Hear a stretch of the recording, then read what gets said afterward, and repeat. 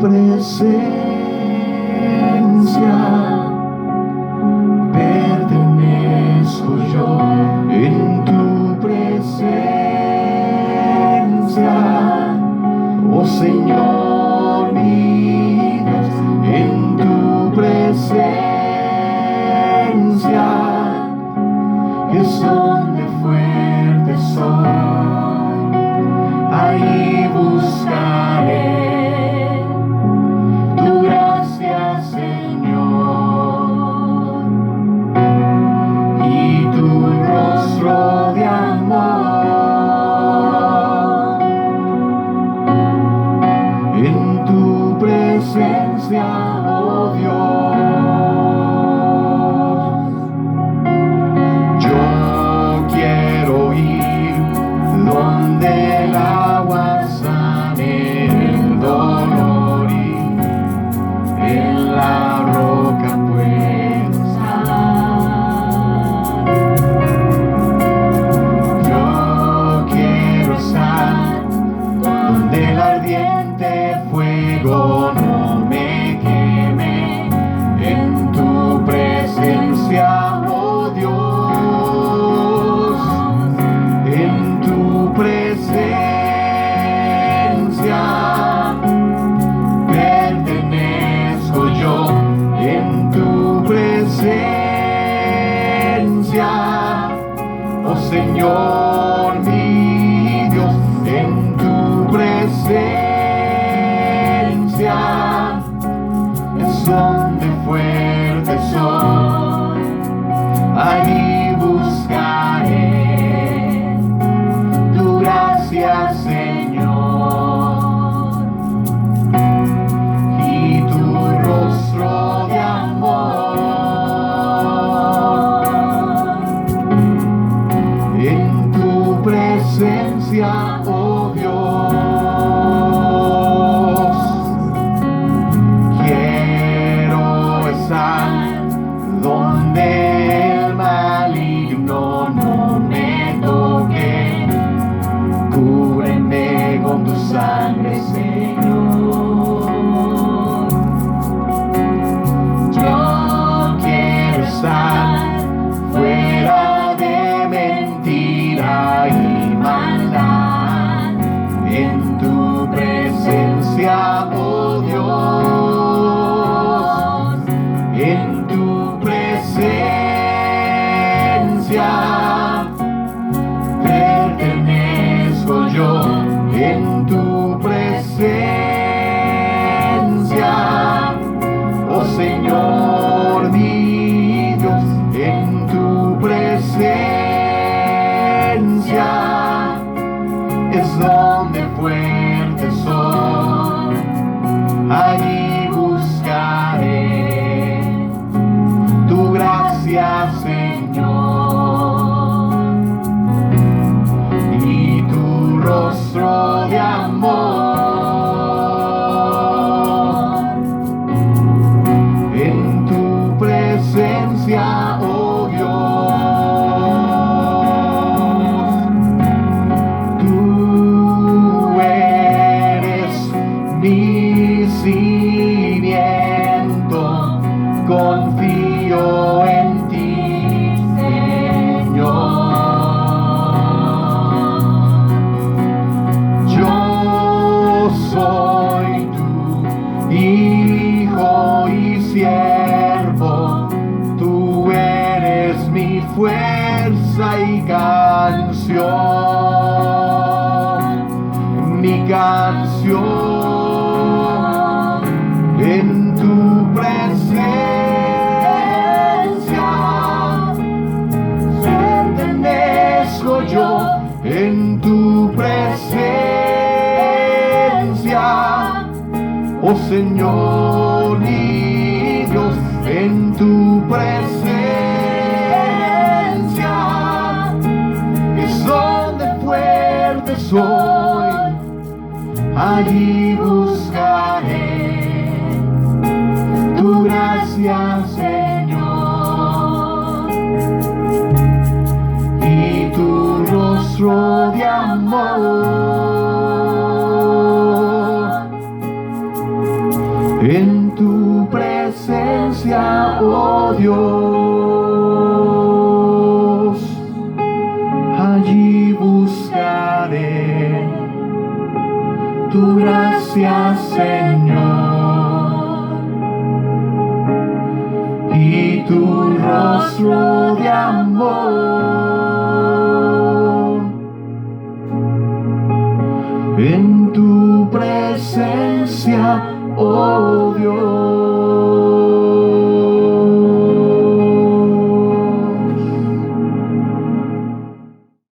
Buenos días, mis queridos hermanos. Qué bendición volvernos a encontrar de esta manera. Agradecemos a Dios porque estamos de nuevo aquí y el día que Dios nos da, la salud que el Señor nos da, ¿verdad? Estamos muy agradecidos con el Señor porque sus cuidados siempre están con nosotros. Qué bueno verle, aunque sea de esta manera. Queremos saludarle y decirle que estamos muy contentos de que usted se conecte con nosotros y que invite a otros a que se conecten también, y de esa manera aprendemos y crecemos en el Señor. Así que antes de dejar este espacio con mi hermano Nahum, que él es el que nos da siempre esa introducción en la palabra de Dios, queremos hacer una corta oración agradeciendo a Dios por tantas bendiciones que Él nos da todos los días. Así que acompáñenme a orar allá desde su casa. Únase con nosotros en la oración, que Dios es fiel y está aquí y le va a ayudar en todo lo que usted necesita. Lo creemos y lo vamos a recibir por la fe en la palabra del Señor. Así que acompáñenme a orar. Padre, en el nombre de Jesús, muchas gracias, mi Señor, porque estás con nosotros. Tu gracia nunca nos abandona.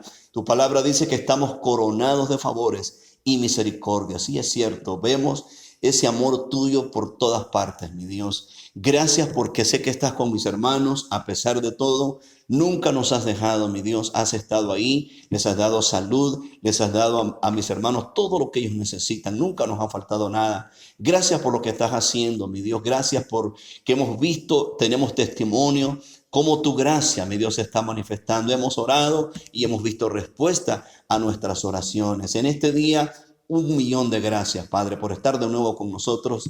Quiero pedirte que nos acompañes desde el principio hasta el final y que aprovechemos, mi Dios, este estudio, que tu palabra siempre, mi Dios, nos motiva a través de mi hermano Nahum.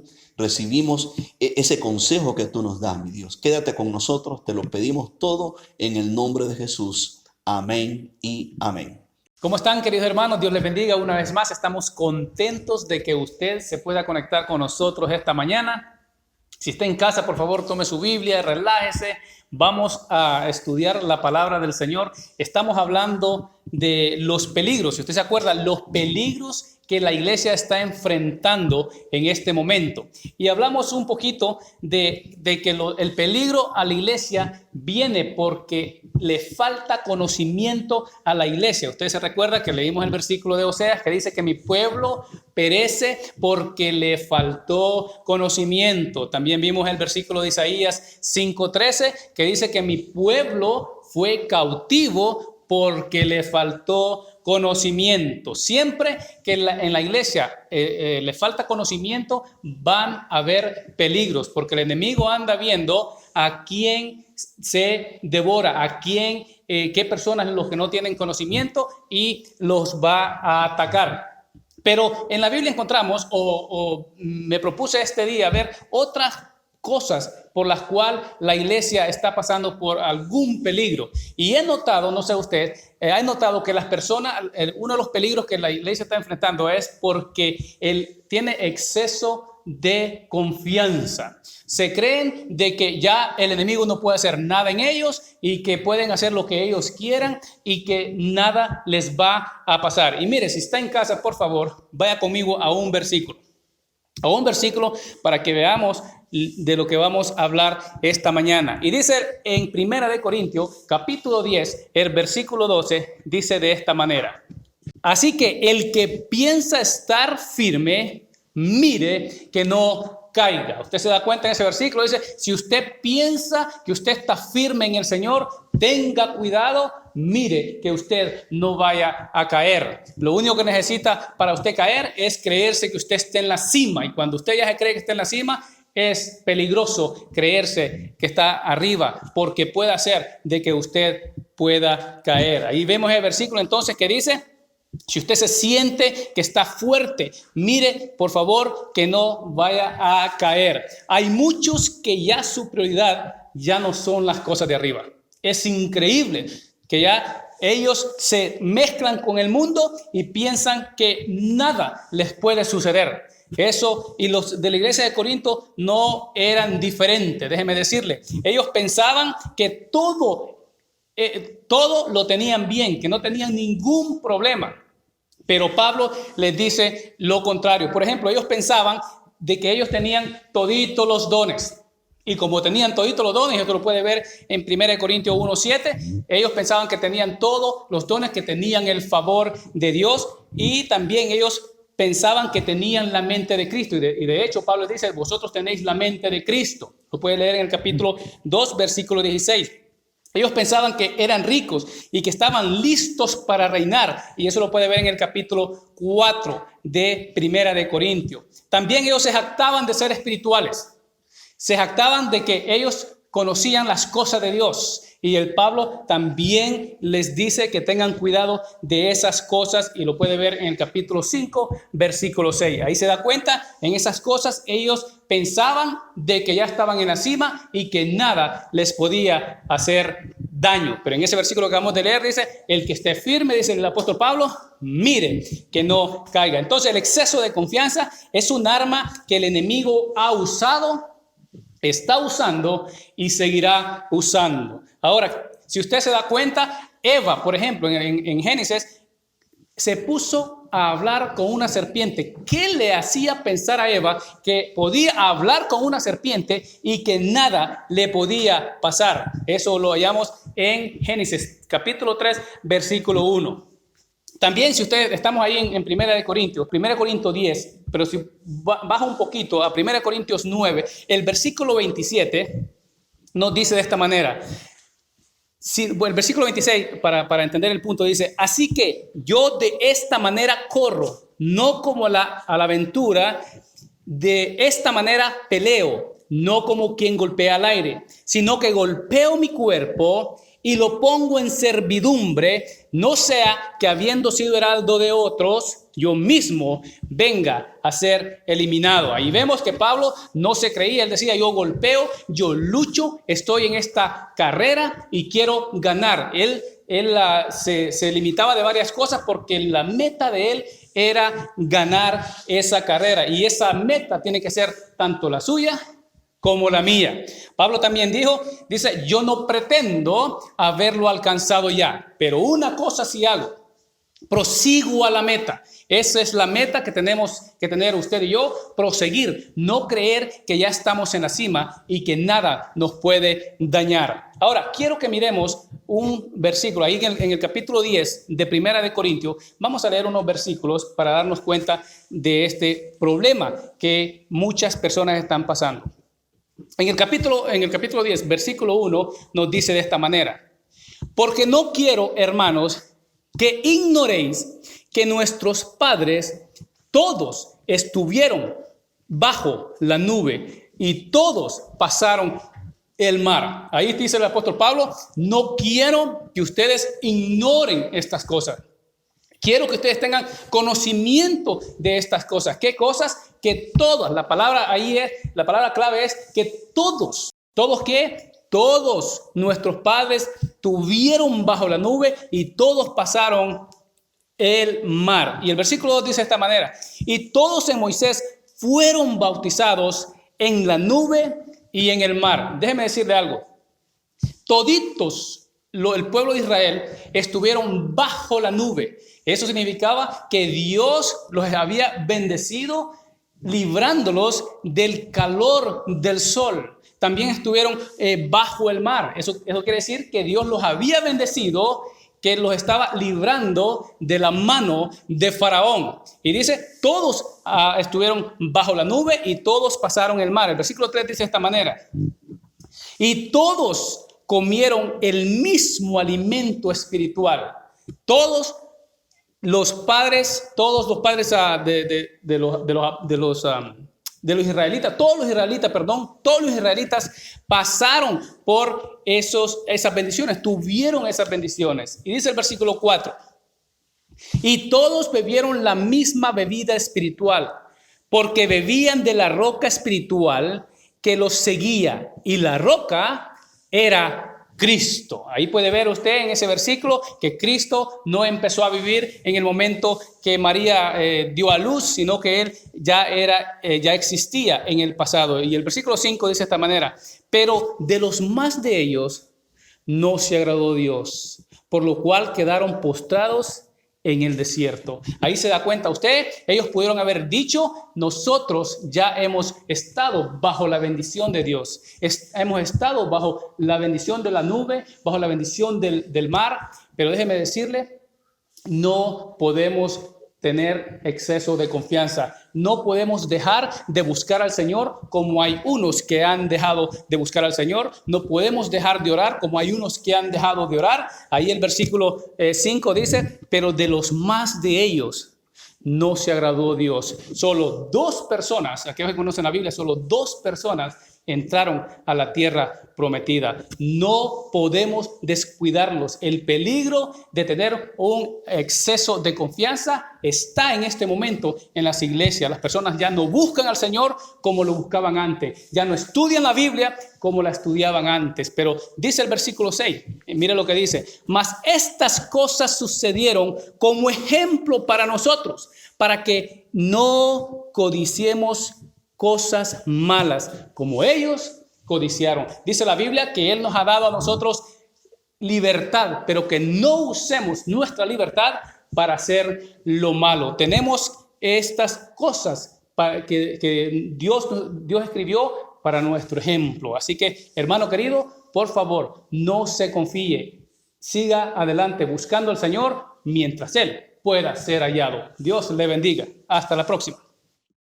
Qué bueno haber escuchado la palabra de Dios en labios de mi hermano Nahum, y siempre él nos deja ahí algo en el corazón a través de esa palabra, y confiamos en el Señor que eso, como dice su misma palabra, va a dar fruto y vamos a ver el crecimiento en cada uno de nosotros. Así que muchas gracias a mi hermano por compartir siempre con nosotros. Mis queridos hermanos, aquí estamos de nuevo para compartir con ustedes. Y al final estaré orando por todos ustedes siempre, por las necesidades. Siempre estamos orando, los tenemos en oración. No hemos dejado de orar en ningún momento por ustedes. Y gracias a Dios estamos viendo la respuesta. Hemos estado orando por la familia Martínez y hemos estado viendo respuesta. Y seguimos orando. Estuvimos orando por Michelle y gracias a Dios ella salió también fuera del peligro. Así que todo está bien, gracias al Señor. El mensaje que yo quiero compartir con ustedes esta mañana es algo que está en toda la Biblia prácticamente, y es un mensaje que ustedes lo han oído por años, pero siempre el Señor tiene su forma de cómo guiarlo a uno, y he estado meditando y Dios pues me ha puesto que les comparta este mensaje que es muy conocido por ustedes. Queremos hablar un poco de la adversidad del cristiano. El cristiano ante la adversidad, más bien sería el título, ¿verdad? El cristiano ante la adversidad. Y para eso quiero utilizar Santiago capítulo 1, los versos 2 hasta el verso 8. Y vamos a compartir esto porque la verdad que estamos pasando momentos bastante difíciles, y no solo nosotros, es una cosa mundial. Y necesitamos examinar de nuevo qué nos dice la palabra de Dios sobre de esto, ¿verdad? Así que voy a leer Santiago capítulo 1, el verso 2 al verso 8. Dice así: hermanos míos, tened por sumo gozo cuando os halléis en diversas pruebas, sabiendo que la prueba de vuestra fe produce paciencia. Mas tenga la paciencia su obra completa, para que seáis perfectos y cabales, sin que os falte cosa alguna. Si alguno de vosotros tiene falta de sabiduría, pídala a Dios, el cual da a todos abundantemente y sin reproche, y le será dada. Pero pida con fe, no dudando nada, porque el que duda es semejante a la onda del mar, que es arrastrada por el viento y echada de una parte a otra. No piense, pues, quien tal haga, que recibirá cosa alguna del Señor. El hombre de doble ánimo es inconstante en todos sus caminos. Hemos orado al principio y seguiremos orando después del mensaje, así que vamos a entrar al mensaje. Y como les estaba diciendo, yo le he puesto como título a este mensaje: El cristiano ante la adversidad.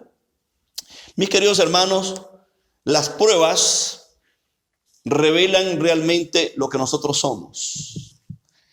Cuando nosotros decimos que somos cristianos y no tenemos pruebas, realmente no hay una evidencia palpable, tangible, de que realmente somos cristianos. Precisamente por eso Dios permite las pruebas muchas veces en nosotros, para que revelen realmente nuestra fe. También la prueba nos forma el carácter. O sea, cuando nosotros estamos en prueba y superamos las pruebas, nuestro carácter madura. Nos volvemos cristianos maduros. Nosotros vemos en la Biblia, por ejemplo, a Moisés. La Biblia dice que Moisés era el hombre más manso de todos los orientales, pero no lo era al principio, sino que eso lo dice después de muchos años, de haber pasado todos aquellos años en el desierto, de haber sufrido con el pueblo de Israel. Entonces dice la Biblia que era un hombre manso. O sea, las pruebas nos ayudan a formar el carácter. ¿Y qué carácter es el que Dios quiere formar en nosotros? Dice que quiere que nos parezcamos a su Hijo Jesucristo. Para que se refleje el carácter de Cristo en nosotros, necesitamos las pruebas.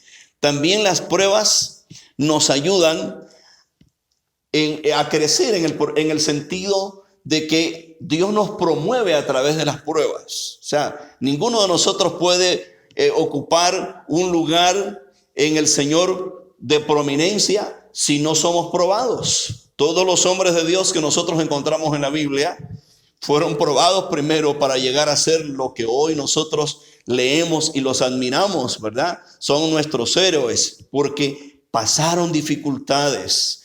Precisamente por eso nosotros tenemos que entender que si queremos ser promovidos por Dios, tenemos que entender el propósito de las pruebas. Y encontramos a David, por ejemplo. David tuvo que enfrentarse a un Goliat y David lo enfrentó y llegó a convertirse en el hombre admirado y llegó hasta ser el rey de Israel, pero empezó enfrentándose a las dificultades y nada menos que con este gigante Goliat, ¿verdad? Como hemos leído en la palabra de Dios. Entonces las pruebas, a la luz de lo que acabo de leer en estos versos, mira qué interesante, dice Santiago, el apóstol Santiago en el versículo 2, que debemos de tener por sumo gozo cuando nos hallemos en diversas pruebas. Imagínense, o sea, no es una sola prueba, diversas pruebas, dice, que debemos de tener por sumo gozo. Esa palabra gozo no es un gozo carnal, ¿verdad? No está hablando de un gozo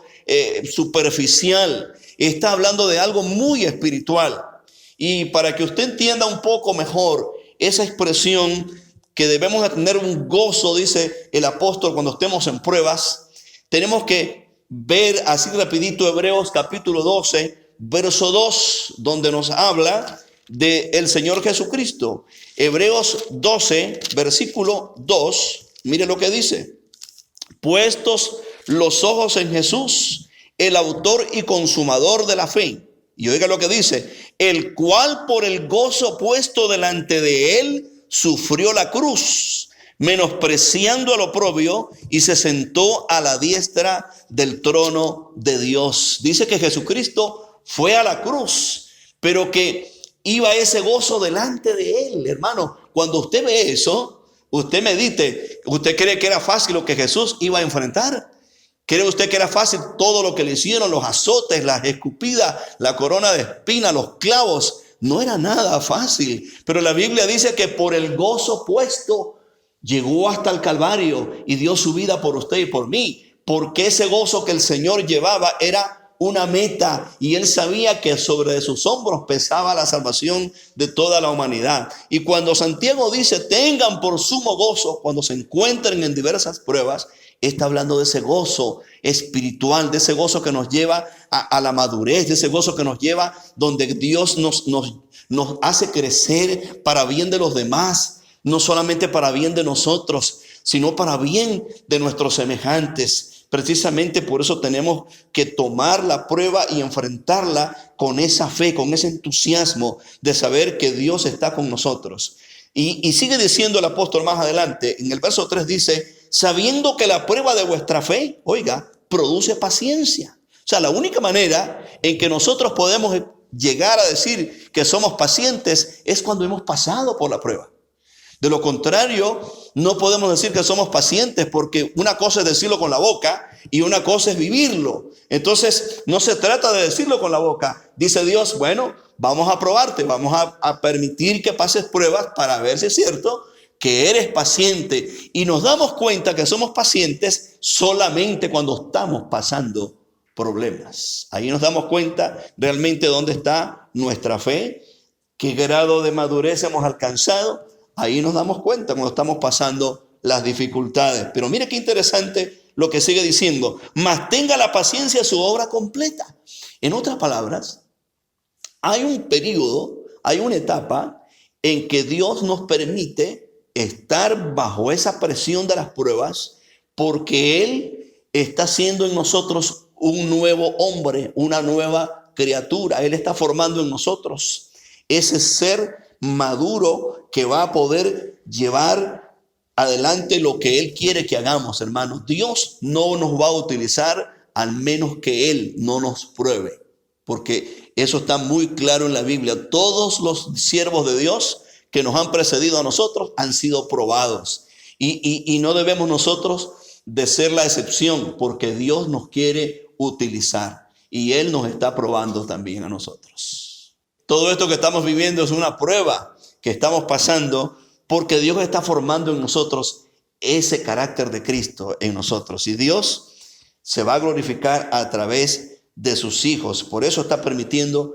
todas estas cosas. Entonces, como estábamos diciendo, la prueba tiene su tiempo. O sea, no es bonito fuera que nos viniera la prueba hoy y que nos pasara ahí mañana y ya se arreglan los problemas. No, hay un periodo, hay un tiempo. Y la Biblia enseña en este versículo que nosotros debemos de esperar hasta que la obra se complete. Mire, ¿por qué debemos de esperar hasta que la obra se complete? Porque dice más adelante que entonces eso nos va a llevar, dice, a que seamos perfectos y cabales sin que nos falte cosa alguna. O sea, hay un periodo de tiempo en que Dios está estableciendo en cada uno de nosotros a través de las adversidades, de las pruebas, para llevarnos a esa bendición que Él dice ahí, donde vamos a ser personas maduras, donde vamos a ser, dice, cabales, y que no nos va a faltar cosa alguna. Por ejemplo, cuando vemos en la Biblia, José es un buen ejemplo. Ahí en el libro de Génesis encontramos a José, que José desde niño, el pobrecito venía siendo probado, ¿no? Y usted que ha leído la Biblia, pues sabe la historia de José. Llegó a Egipto y continuó la prueba hasta que, estando en la cárcel, pues Dios tuvo misericordia, lo sacó de la cárcel, y para eso, hermano, pasaron casi 40 años, imagínense, desde su niñez. Y desde ahí para allá, obviamente, José se convierte en el primer ministro, diríamos, de Egipto, y ya de allí vemos a un hombre triunfando en el trono prácticamente, en toda la gloria y la bendición de Egipto, como hemos leído en la Biblia. Entonces, las pruebas tienen un espacio de tiempo, ¿verdad? Yo no estoy diciendo que usted va a ser probado 40 años, ¿verdad? No estoy diciendo eso. Pero cada uno de nosotros, Dios tiene un trato muy particular con cada uno de nosotros. Puede ser que sea 1 año, 2 años, meses, no sé. Pero Dios tiene un trato con cada uno de nosotros muy personal, porque quiero que sepa esto. De acuerdo a la prueba que Dios le va a enviar, de ahí viene la medida en la bendición que Dios le va a dar, ¿verdad? Porque eso va como proporcional. En otras palabras, entre más pruebas Dios permite que me vengan a mi vida, es porque Él me va a llevar a otra dimensión más grande. Entonces, toda persona que usted mira que es una bendición, hay veces tenemos hermanos que vienen y nos comparten la palabra y nos testifican, y nosotros queremos escucharles porque hemos leído de su testimonio, todo lo que han sufrido, lo que han pasado, y decimos, bástale el hermano que ha pasado por todo esto, vamos a escucharlo, y lo queremos oír, porque para nosotros es como un hombre valiente que se ha esforzado y ha pasado la prueba. Pero de un cobarde no se ha dicho mucho, ¿verdad? Pero de los valientes sí se ha escrito. Entonces, a un cobarde nadie lo quiere escuchar, pero a un valiente que ha sufrido, que ha pasado dificultades y ahora él viene y nos testifica que Dios estuvo con él en medio de todo. Entonces, claro, todo el mundo lo quiere escuchar y eso es lo que a nosotros nos pasa también. Vemos en la Biblia, queremos leer un Daniel, queremos leer un Moisés, queremos leer un Pablo. Nos fascina leer todo eso porque vemos que han sido hombres de fe y valientes, pero de un cobarde, como digo, nunca se ha dicho ni se ha escrito nada. Entonces la prueba tiene un tiempo y cada uno de nosotros en esa dirección con el Señor, pues Dios sabrá en el momento en que Él dice, hijo, se acabó aquí la prueba, ahora viene la bendición, porque la Biblia lo dice más adelante, ¿verdad? Dice que es bienaventurado el varón que soporta, dice, la tentación, porque cuando haya resistido la prueba, recibirá la corona de vida que Dios ha prometido a los que le aman. ¡Qué bendición! Entonces, en el verso 5 hay algo muy interesante que yo encontré estudiando y leyendo esto. En el verso 5 dice, si alguno de vosotros tiene falta de sabiduría, pídala a Dios, el cual da a todos abundantemente y sin reproche, y le será dada. ¿No le ha surgido a usted la pregunta, por qué aparece allí que pidamos sabiduría? Y viene connotada con las pruebas. ¿Cómo es eso? O sea, cuando usted lee eso, aparece la palabra sabiduría connotada o en el contexto de las pruebas. Y sabe que yo pensando en eso dije, bueno, pero ¿cómo es esto? ¿Y sabe qué entendí? Que cuando nosotros estamos pasando por dificultades, necesitamos sabiduría para saber qué vamos a hacer, para saber qué decisión vamos a tomar. Porque si hay algo tan difícil, hermano, en medio de la adversidad, es saber tomar decisiones sabias. Porque la mayoría de nosotros nos apresuramos, cometemos locuras y después nos arrepentimos. Entonces, por eso es que el apóstol puso ahí la sabiduría. Dice que pidamos sabiduría. Si usted está pasando dificultades, quédese quieto y dígale, Señor, dame sabiduría. ¿Cómo voy a hacer? Porque tu palabra me da una promesa. Hay una promesa ya en 1 Corintios, capítulo 10, verso 13, si no me equivoco.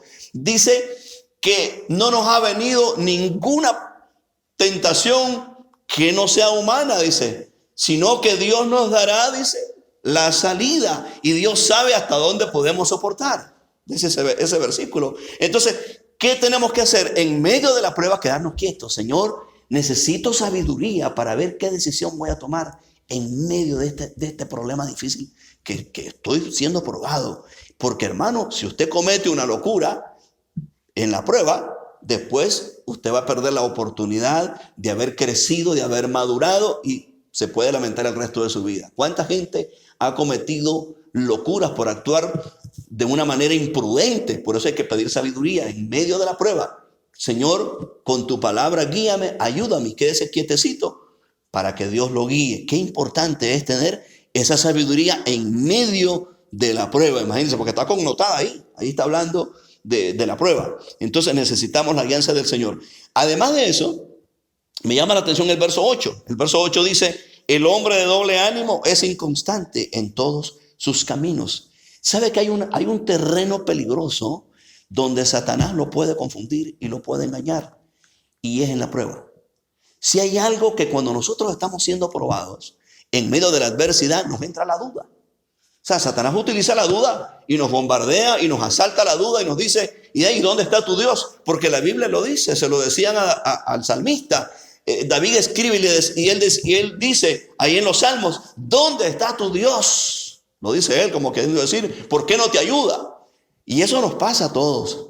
Entonces, ¿por qué aparece ahí el hombre de doble ánimo es inconstante en todos sus caminos? Porque cuando nosotros estamos bajo la presión de la prueba, porque todo viene relacionado con la prueba, ¿verdad? De lo que está hablando ahí. Cuando nosotros estamos presionados por las pruebas, el diablo nos ataca con la duda y hay veces vacilamos. ¿Y sabe qué nos pasa? Nos pasa como el pueblo de Israel. Allá en primer libro de Reyes, capítulo 18, verso 21, se tiene que parar el profeta Elías frente a todo Israel. Ustedes han leído la historia. Israel estaba ahí vacilando y llega el profeta Elías y les dice, ¿hasta cuándo ustedes van a claudicar? Les dice, y van a estar ahí entre dos pensamientos. ¿Hasta cuándo? Les dice el profeta. Si Baal es Dios, pues síganlo a Baal, les dice. Y si Jehová es Dios, también Entonces sigan a Jehová, hermano, porque Israel estaba bajo la bota del rey Acab y siendo oprimido, y no sabían ellos. Imagínense que conocían de Dios, pero estaban ahí. Entonces, cuando usted está pasando dificultades, el diablo es experto en meterle duda, en llegarlo y decirle, ¿y dónde está tu Dios? Como se lo decían a David. Entonces, por eso dice que el hombre de doble ánimo es inconstante en todos sus caminos. Usted necesita, en medio de la prueba, tener una sola meta. Cristo no me ha dejado. Es cierto, estoy aquí en la prueba, pero Él está conmigo. Y haga lo que hicieron los 3 hebreos allá en Babilonia, capítulo 3 del libro de Daniel. Ellos dijeron al rey, aunque usted caliente ese horno 7 veces y haga lo que quiera, nuestro Dios nos puede librar. Le dijeron al rey Nabucodonosor. Pero si Él no lo hiciera, nosotros no vamos a adorar esa estatua. O sea, eso significa convicción. Cuando usted está pasando la adversidad, las pruebas, usted necesita mantener ese carácter. No sea de doble ánimo, porque el diablo le va a atacar ahí. Así que el consejo es que busquemos la sabiduría del Señor, que nos llenemos de Dios, porque todos los cristianos, dice la palabra, y termino leyéndoles esto, vamos a ser probados, sin excepción. Todos vamos a ser probados tarde o temprano. Y escuche lo que dice Primera de Pedro, capítulo 4, el versículo 12, para que vayamos terminando. Primera de Pedro, capítulo 4, versículo 12 al 16. Mire lo que dice. Amados, no os sorprendáis del fuego de prueba que os ha sobrevenido, como si alguna cosa extraña os aconteciese, sino gozaos por cuanto sois participantes de los padecimientos de Cristo, para que también en la revelación de su gloria os gocéis con gran alegría. Si sois vituperados por el nombre de Cristo, sois bienaventurados, porque el glorioso Espíritu de Dios, oiga, reposa sobre vosotros. Ciertamente de parte de ellos Él es blasfemado, pero por vosotros es glorificado. En otras palabras, todos nosotros como hijos de Dios no nos debe de sorprender cuando llegue la adversidad. ¿Sabe por qué? Porque el apóstol Pedro dice, no los debe de extrañar, porque nosotros estamos aquí para ser examinados, para ser probados, y Dios, como dijo el mismo apóstol, va a probar nuestra fe y va a salir preciosa como el oro. Sea bendito el nombre del Señor. Y Pablo, en Hechos capítulo 14, dice algo muy interesante el apóstol Pablo, y este es el último versículo que citamos. Hechos capítulo 14, verso 22. Pablo, después de haber predicado en sus viajes misioneros, recorre de nuevo a las iglesias, y estoy en el capítulo 14, el verso 22. Y cuando Pablo llega y visitando de nuevo algunos lugares de los cuales él había fundado iglesias y predicado, mire lo que les dice a los hermanos en el verso 22. Dice, confirmando los ánimos de los discípulos, exhortándoles a que permaneciesen en la fe y diciéndoles, oiga, permaneciendo en la fe, oiga lo que Pablo dice, hay que tener fe, pero oiga, ¿a qué fe se refiere? Dice Pablo, es necesario que a través de muchas tribulaciones entremos en el reino de Dios. Pablo relaciona la fe con el perseverar en medio de las pruebas. En otras palabras, se necesita fe para mantener nuestra profesión en medio de las pruebas. Porque es fácil ser cristiano cuando todo marcha bien, pero cuando la situación, hermanos, es difícil, ahí realmente se sabe si usted es cristiano o no lo es. Y Pablo dice, también se necesita fe, porque la Biblia dice, es necesario que a través de muchas tribulaciones, no unas pocas, muchas, lleguemos, dice, o entremos al reino de Dios. Por lo tanto, hermanos, todo lo que está sucediendo no nos debe de sorprender, porque nosotros no vamos a quedarnos aquí, nosotros vamos para el reino de los cielos, vamos a estar con el Señor para siempre. Y se refiere a estar en la eternidad con el Señor. No somos de acá, recuerde, como no somos de aquí, obviamente pues no esperemos nada bueno, porque este mundo cada día, dice la Biblia, que está bajo el poder de Satanás, y cada día va de mal en peor. Pero nosotros, los hijos de Dios, tenemos otra forma de ver las cosas. Y estas pruebas que estamos pasando, estas dificultades que el mundo está enfrentando y lo que están anunciando que dicen que será peor, nosotros no nos debe de preocupar, como dice el apóstol. ¿De qué se extrañan? Dice el apóstol. Si nosotros ya sabemos que esto nos va a pasar. Y Jesús lo dijo ahí en el Evangelio: en el mundo tendréis aflicciones. Pero él dijo: confía en mí. Y mire qué lindo, yo he vencido al mundo. Y usted es hijo de Dios.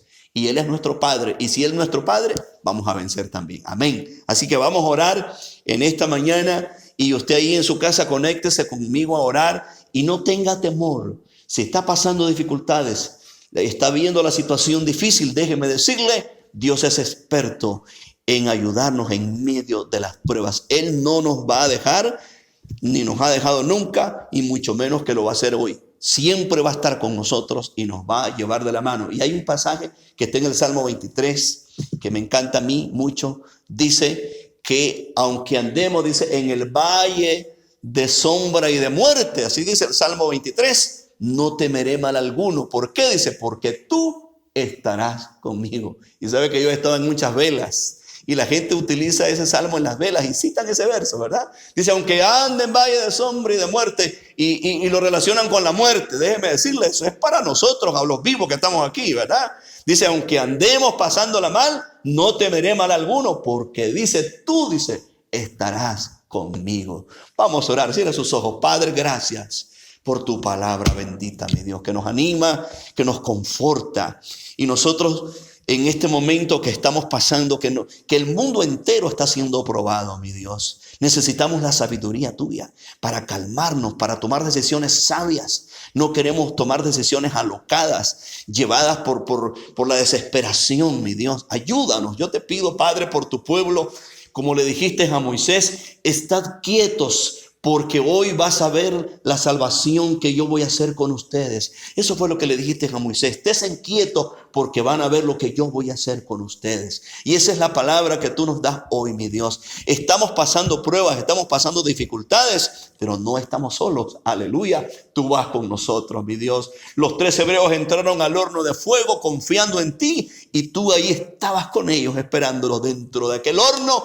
Ahí estabas con ellos y la gloria, mi Dios, te la llevaste tú, Padre amado. Por lo tanto, en esta mañana nosotros creemos en tu palabra. Yo oro por todos mis hermanos allá en sus casas, con su familia, sus hijos, cualquier dificultad, Padre. Aleluya, tú no nos vas a dejar, mi Dios. Tú vas con nosotros y vamos a salir victoriosos en tu nombre, mi Jesús. Vamos a soportar el tiempo, el periodo que sea, porque tú nos vas a llevar a esa madurez, a ese crecimiento, como tú nos quieres ver, como hijos maduros, sólidos, permaneciendo en tu palabra, mi Dios, porque se quiere fe también para perseverar en medio de la adversidad y salir victorioso tomados de tu mano. Padre, gracias por tu palabra. Yo bendigo a tu pueblo, mi Dios, que no le falte nada. Tú eres nuestro pastor y nada nos faltará, mi Dios. Oro por todos mis hermanos que están pasando pruebas, dificultades. Yo sé que tú estás ahí en sus lugares ayudándoles, mi Dios. Muchas gracias. En el nombre de Jesús confiamos en tu bendita palabra.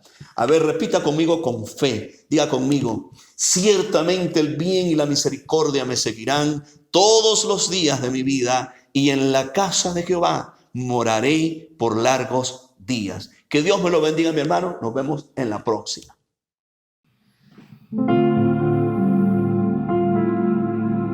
Yo vengo al lugar más santo a través del Cordero de Dios y vengo tan solo a adorarte. Yo vengo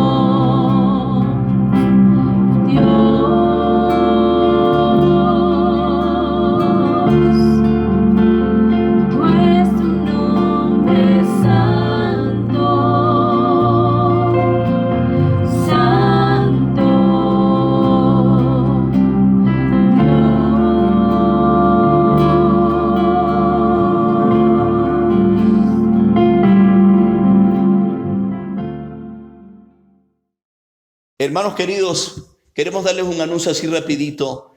No sé si ustedes han oído en las noticias, me imagino que sí. El hospital St. Mary está pasando dificultades económicas y Manulife ha dicho de que si cualquier persona que done $1, ellos van a dar $1 por dólar. Cuando decimos nosotros, ¿verdad? $1 por dólar es que cualquier cantidad que nosotros demos, ellos la van a reponer, ¿verdad? Van a dar lo mismo prácticamente, ¿verdad? La palabra que usan ellos es match, ¿verdad?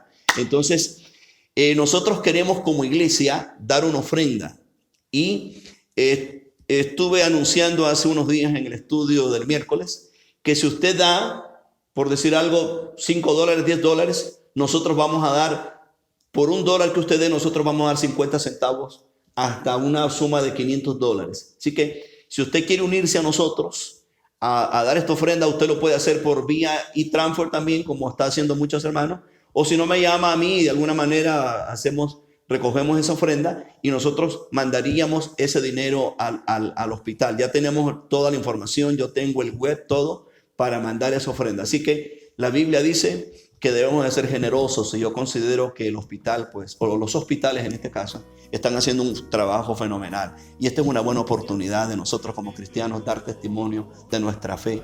Así que le invitamos, le dejo con ustedes esa motivación. Usted se puede comunicar con nosotros. Muchas gracias. Dios me lo bendiga y nos vemos en la próxima. Muy pronto vendrá el Señor y nos arrebatará. Y aquí